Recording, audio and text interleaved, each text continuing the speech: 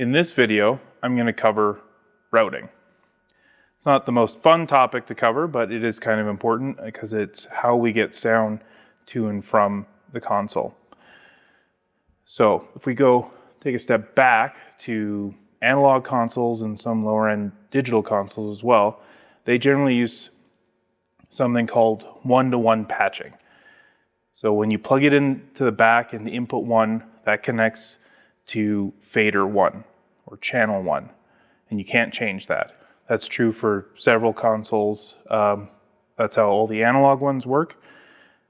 But when you get into some of the mid-range, high-end digital consoles, that they add the flexibility of not doing one-to-one patching.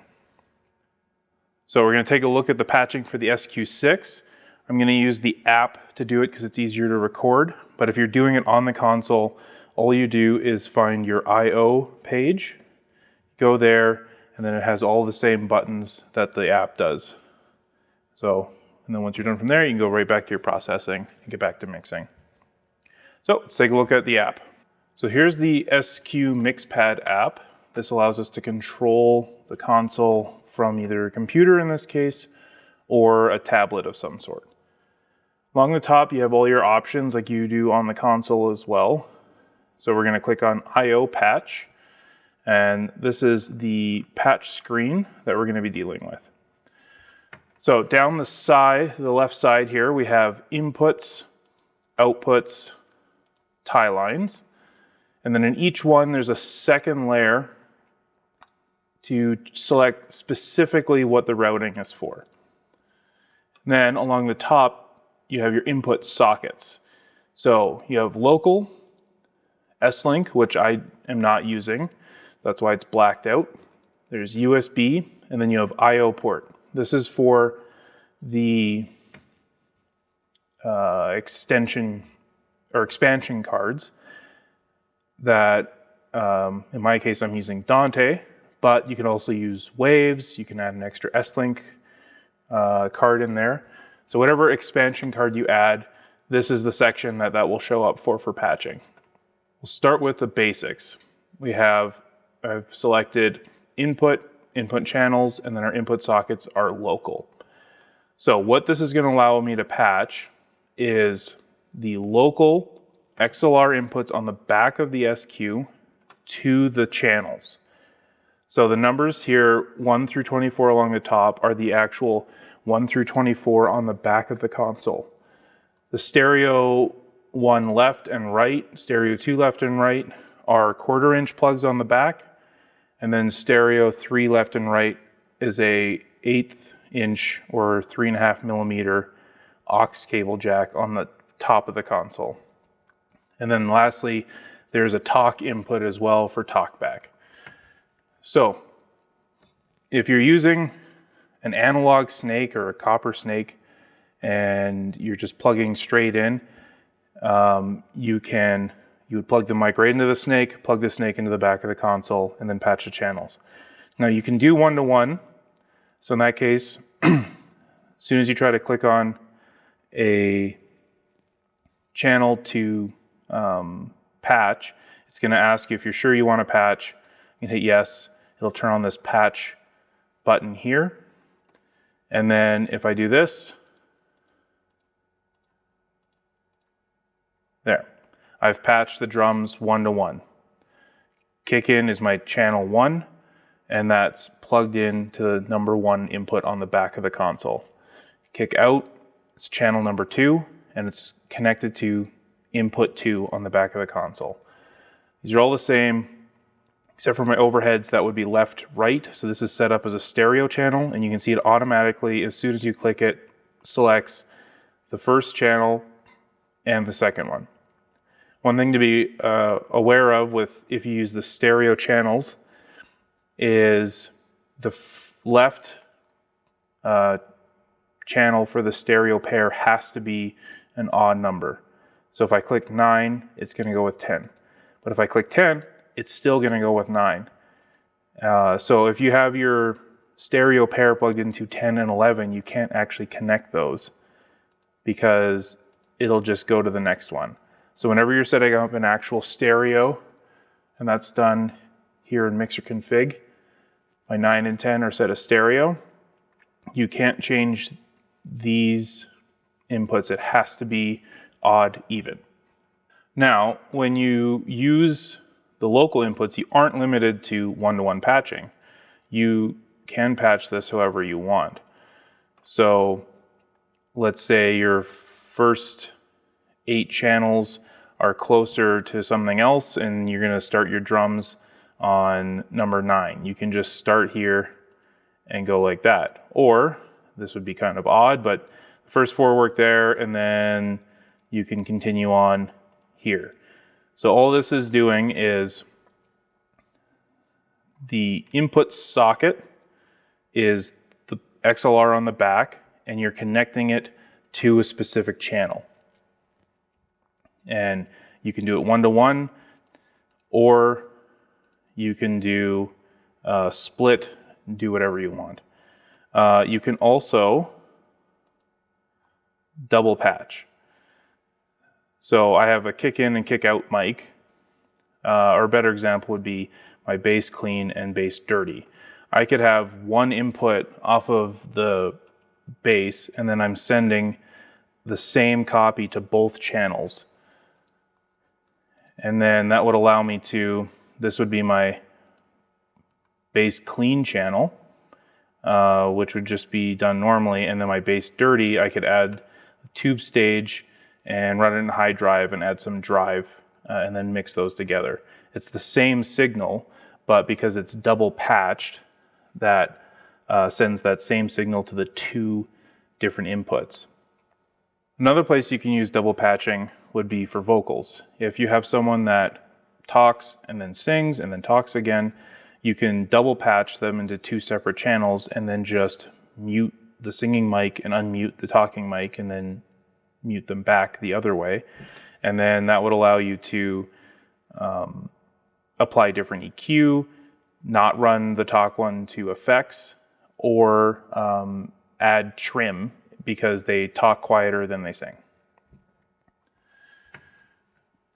All right, so that's local inputs. S-Link, and then in my case I/O for Dante, works very similar. If you have the DX, AB, GX, or AR boxes from Allen and Heath, they would just connect directly to the console through S-Link, and the inputs from those boxes would show up right here. I don't have that, so I can't show it, but Dante works the same way. I have the DT boxes, so that's the Allen and Heath stage box that runs Dante, and as you can see, when I patched from my my local input to the inputs, it removed them from the Dante one because you can only have it coming from one source. So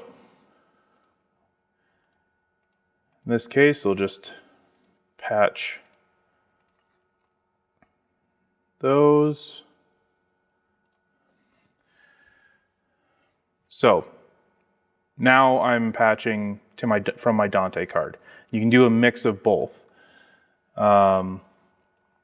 My Zoom right now, I actually just changed it. So this is bringing audio in from the Zoom calls.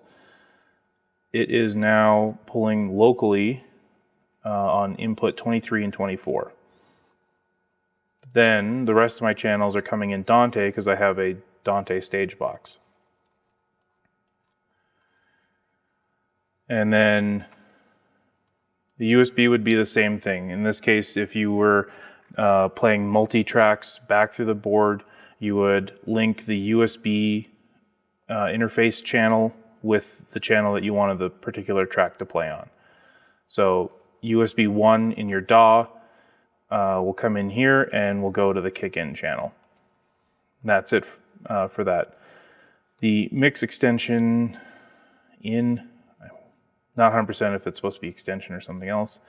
This is a way to link a direct input to an output. So if you ever have a channel that is just playing through one of your monitors and you don't know where it's coming from, this is one of the places to check to make sure that you didn't just patch that channel directly to that monitor. Moving on to outputs. IP direct outputs, this is just sending an input right out of the output. So the SQ6 has 14 XLR local output sockets, and you can send a channel directly out of one of those sockets. The other option would be to send a mix out. So here I have my Zoom. This is a mix minus mix. I have everything in there except for the Zoom channel itself, and it's being sent to XLR output 1112, and then I'm running out of the board into my USB interface on my Zoom computer. Then again, you run to S-Link or Dante, so you can send to your, in my case, because I'm using the DT168 box, I'm sending my monitor mixes out via Dante, and they're coming into the box on the stage via Dante. The USB on the outputs, you can send a mix to your outputs, or you can send channels directly to the USB. This would be for recording. And then there's an extra one here for ME. This is if you have the ME1 or the ME500. It will, for personal mixers, and you can assign, if you have the ME1, you get up to 40 channels, and then you would just assign your channels to the ME1. So you can see here, it's pre-set up just to go 1-to-1,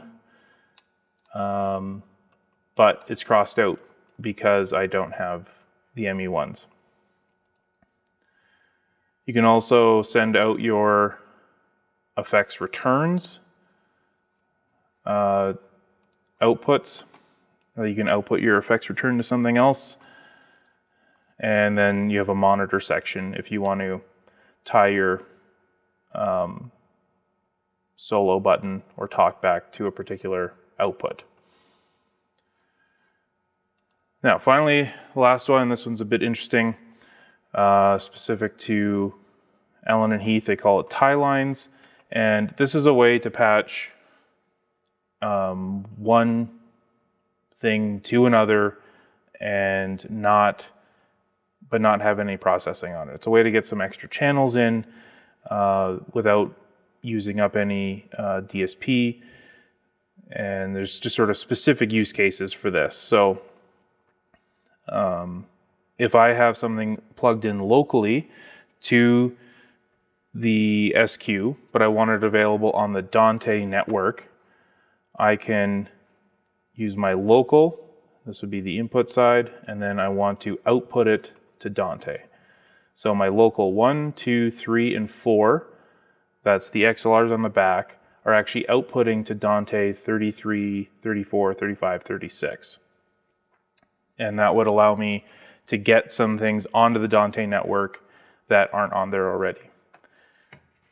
And you can do that with any of the inputs. You can pull right from USB, you can pull from the Dante and send it to a local output. These are just bypassing everything. You have no mixed controls or anything. It's just a way to tie ins and outs together and bypass any processing for it. Hope that made sense and you found that helpful. If you enjoyed it, I have more videos on my channel about the SQ and other things like that, and you can check that out. And thanks for stopping by.